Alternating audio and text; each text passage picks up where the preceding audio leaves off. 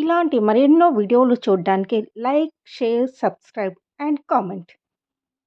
ఈరోజు ఈ వీడియోలో 2025 సంవత్సరంలో చైత్ర మాసంలో సంకటహర చతుర్థి ఎప్పటి నుంచి ఎప్పటి వరకు ఉన్నది, ఈ నెల నామం పేరు, పీఠం పేరు తెలుసుకుందాము. సంకటహర చతుర్థి ప్రతి నెల కృష్ణపక్షము 4వ రోజున ఈ పండుగను జరుపుకుంటారు.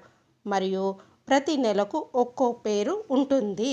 సంకష్టి అనే పదము సంస్కృత పదాలైన సంకట్ మరియు హరన్ నుండి వచ్చింది. ఇది కష్టాల నుండి విముక్తిని సూచిస్తుంది. ఈ రోజును పాటించడం వల్ల కష్టాల నుంచి ఉపశమనం లభించడమే కాకుండా అంతర్గత శాంతి కూడా బలపడుతుందని నమ్ముతారు. వ్యక్తిగత, వృత్తిపరమైన లేదా భావోద్వేగ పోరాటాలను ఎదుర్కొంటున్న వారికి ఇది చాలా అర్థవంతంగా ఉంటుంది. చతుర్థి చైత్రమాసంలో వస్తుంది కనుక ఆధ్యాత్మిక శుద్ధితో ముడిపడి ఉంటుంది. చైత్రం అనేక ప్రాంతాల్లో హిందూ నూతన సంవత్సర ప్రారంభాన్ని సూచిస్తుంది. ఇది దైవిక అనుగ్రహాన్ని కోరుకోవడానికి, కొత్త ఉద్దేశాలను ఏర్పరచుకోవడానికి మరియు గతం నుండి ప్రతికూల ప్రభావాలను తొలగించుకోవడానికి శక్తివంతమైన సమయంగా మారుతుంది. ఈ నెలలో వికట సంకష్టి చతుర్థిని పాటించడం వల్ల భక్తులు కర్మ రుణాలను తీర్చుకొని విజయము మరియు జ్ఞానాన్ని ఆకర్షించడంలో సహాయపడుతుందని నమ్ముతారు.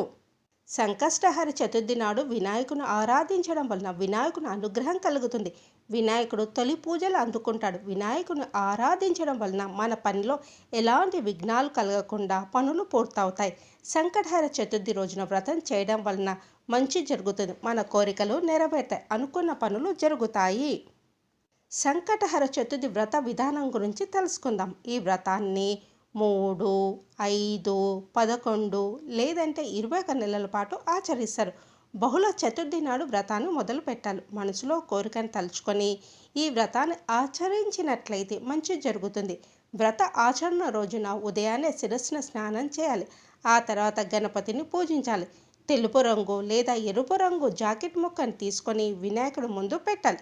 పసుపు, కుంకుమను రాసి జాకెట్ ముక్కలో 3 పిడికల బియ్యం వేయాలి. అందులో తమలపాకులు, 2 ఎండు ఖర్జూరాలను, 2 వక్కలను దక్షిణ పెట్టి మన కోరికను చెప్పుకోవాలి. తర్వాత గణేష్ స్తోత్రాన్ని చదివి వ్రత కథను చదువుకోవాలి. ఆ మూటను స్వామివారి ముందు పెట్టాలి. ధూపం వెలిగించిన తర్వాత కొబ్బరికాయ కానీ పళ్ళు కానీ నైవేద్యంగా పెట్టాలి. వినాయకుడు ఆలయానికి వెళ్ళి 3 లేదంటే 11 లేదంటే 21 ప్రదక్షిణాలు చేయాలి. సూర్యాస్తమయం అయ్యేదాకా వినాయకుని కదపకూడదు. సూర్యుడు అస్తమించాక స్నానం చేసి దీపం పెట్టుకొని వినాయకుడికి నిత్య పూజ చేసినట్లు పూజ చేయాలి. ఆ తర్వాత వినాయకుడికి కట్టిన ముడుపు బియ్యంతో పొంగలి చేసుకొని స్వామివారికి సాయంత్రం నైవేద్యం పెట్టాలి. 2025 సంవత్సరంలో సంకటహర చతుర్థి ఎప్పుడు వచ్చిందంటే ఏప్రిల్ 16వ తేదీన వచ్చి 17వ తేదీ వరకు ఉంటుంది. శ్రీ విశ్వావసు నామ సంవత్సరము, చైత్ర మాసము, వసంత ఋతువు, ఉత్తరాయణము. 16వ తేదీ ఏప్రిల్ 2025 బుధవారం మధ్యాహ్నము 1:16 ప్రారంభమై 17వ తేదీ ఏప్రిల్ 2025 గురువారం మధ్యాహ్నము 3:23 వరకు చవితి తిథి ముగుస్తుంది. ఈ నెల నామం పేరు వికట మహాగణపతి, పీఠం పేరు వినాయక పీఠం. చంద్రోదయ సమయాల గురించి తెలుసుకుందాము. ముంబై రాత్రి 9:53, బెంగళూరు రాత్రి 9:21, హైదరాబాద్ రాత్రి 9:27, పూణే రాత్రి 9:49, అహ్మదాబాద్ రాత్రి 10:05, వడోదర రాత్రి 10 గంటలు, న్యూఢిల్లీ రాత్రి 10 గంటలు.